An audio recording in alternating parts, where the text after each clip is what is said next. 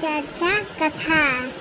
एक बार महर्षि गौतम के तपोवन में रहने वाले ब्राह्मणों की पत्नियां किसी बात पर उनकी पत्नी अहल्या से नाराज हो गई।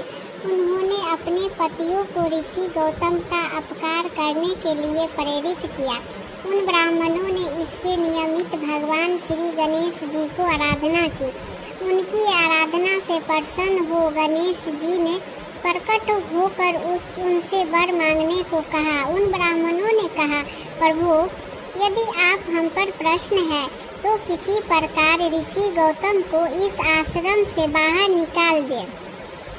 उनकी यह बात सुनकर गणेश जी ने उन्हें ऐसा वर न मांगने के लिए समझाया, किंतु वे अपने आग्रह पर अटल रहे। अंततः गणेश जी को विवश होकर उनकी बात माननी पड़ी। अपने भक्तों का मान रखने के लिए वे एक दुर्बल गाय का रूप धारण करके ऋषि गौतम के खेत में जाकर चरने लगे। गाय को फसल चरते देखकर ऋषि बड़ा नरमी के साथ हाथ में रीन लेकर उसे हाँकने के लिए लपके। उन तीनों का स्पर्श होते ही वह गाय वहीं मरकर गिर पड़ी। अब तो बड़ा हाहाकार मचा। सारे ब्राह्मण एकतर हो गो हत्यारा कहकर ऋषि गौतम की भूरी भर्त्सना करने लगे। ऋषि गौतम इस घटना से बहुत आश्चर्यचकित और दुखी थे।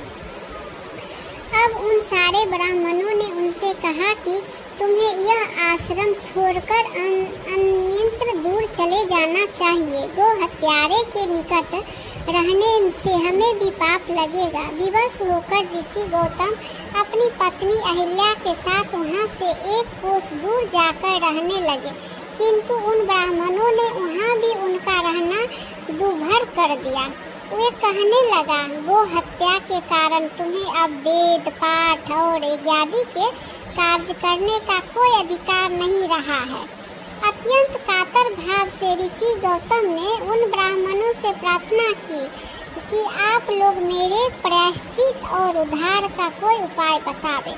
तब उन्होंने कहा, गौतम, तुम अपने पाप को सर्वत्र सबको बताते हुए 3 बार पूरी पृथ्वी का परिक्रमा करो, फिर लौटकर यहाँ 1 महीने तक व्रत करो। इसके बाद ब्रह्मगिरी की 101 बार तुम्हारी शुद्धि होगी, अथवा यहाँ गंगा जी को लाकर होगा करके 1 करोड़ पार्थिव शिवलिंगों से शिव जी को आराधना करो। इसके बाद पुनः गंगा जी में स्नान करके इस महागिरी की 11 बार परिक्रमा करो। फिर 100 घरों के पवित्र जल से पार्थिव शिवलिंग को स्नान कराने से तुम्हारा उद्धार होगा। ब्राह्मणों के कथानुसार महर्षि गौतम वे सारे कृत्य पूरे करके पत्नी के साथ तुरंत तत्लीन होकर भगवान शिव जी की आराधना करने लगे। इससे प्रसन्न हो भगवान शिव ने प्रकट होकर उनसे वर मांगने को कहा। महर्षि गौतम ने उनसे कहा, भगवान, मैं यह चाहता हूँ कि आप मुझे गौ हत्या के पाप से मुक्त कर दें। भगवान शिव ने कहा, गौतम, तुम सदैव सर्वथा निष्पाप हो। गौ हत्या तुम्हें छल पूर्वक लगाई गई थी।